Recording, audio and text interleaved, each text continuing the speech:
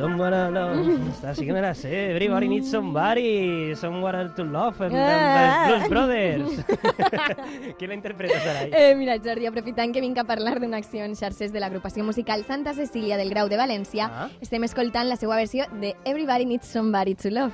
Igual, l'anglès és igual. Com bé has dit, sí, igual. igual.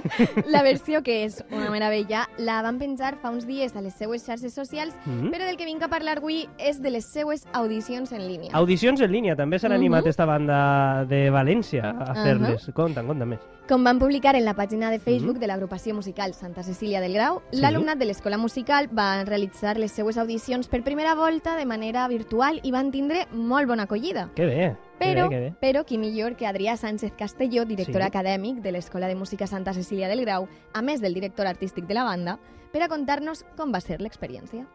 La veritat és que estàvem molt expectants davant aquesta primera audició virtual, amb els nervis de que tota la part tecnològica isquera bé. El principal objectiu de l'escola és que els alumnes gaudisquen i compartisquen la seva música amb tot aquell que vulgui escoltar. I per això el confinament no podia ser un impediment per a que els alumnes mostraren els seus avanços. I donat que duien des del principi del confinament treballant amb la plataforma Zoom, ja estaven familiaritzats amb la ferramenta digital i això no va ser un impediment. El repte era organitzar un esdeveniment tan nombrós i que al mateix temps funcionara amb fluidesa i qualitat. En aquest sentit, va ser fonamental establir prèviament unes pautes de funcionament per als músics i el públic, com silenciar els micròfons durant les actuacions i activar-los per aplaudir, establir un ordre d'actuació i unes presentacions breus però dinàmiques, o compartir l'accés a la sala virtual d'audicions a través de WhatsApp per tal que arribara a tots els familiars i amics. Va ser molt emotiu veure alguns iaios que no deuen eixir de casa, però que estigueren davant la pantalla escoltant els seus nets. Inclús un professor anava escoltant l'audició des del cotxe.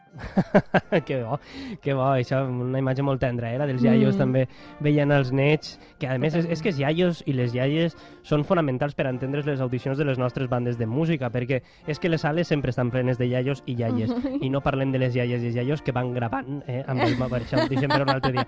Sarai, estava comentant Adrià Sánchez Castelló, director acadèmic de l'Escola de Música Santa Cecília del Grau de València, que ells estaven utilitzant molt la plataforma Zoom, i també ens ha contat l'anècdota de silenciar els micròfons, que jo crec que a tots ens ha passat en alguna reunió d'estes. Zoom, Skype, hi ha 30.000 milions... Hangouts de Google... No sé si tu com a gestora... Detectiu tecnològica, gestora de continguts, pots dir-nos quina creus que és la millor plataforma per a realitzar aquest tipus d'activitats online musicals? Realment, el que s'ha posat de manifest durant aquest confinament és que per a moltes persones, quan té que ser una videotrucada de molta gent, el més utilitzat i el que més sol funcionar és Zoom, que s'ha posat molt de moda durant aquest confinament per això mateix, perquè la gent ha fet totes les reunions i actes i tal mediant Zoom. Es pot fer en Skype? Sí, però jo crec que la millor per a grups de més de 4 persones per ara és Zoom. Hangouts no la tinc tan controlada. I a més, bueno, Zoom va tindre uns xicotes problemes a l'inici. Sí, per el tema del tràfic de dades. Clar, però al final, al cap i a la fi, estem passant totes les nostres dades sense voler a Facebook. I ara pense que han eliminat la màxima esta dels 40 minuts que podies estar reunits. Crec que ara pots estar més estona. Pues ahí em pilles. Ja et dic jo que sí, que l'altre dia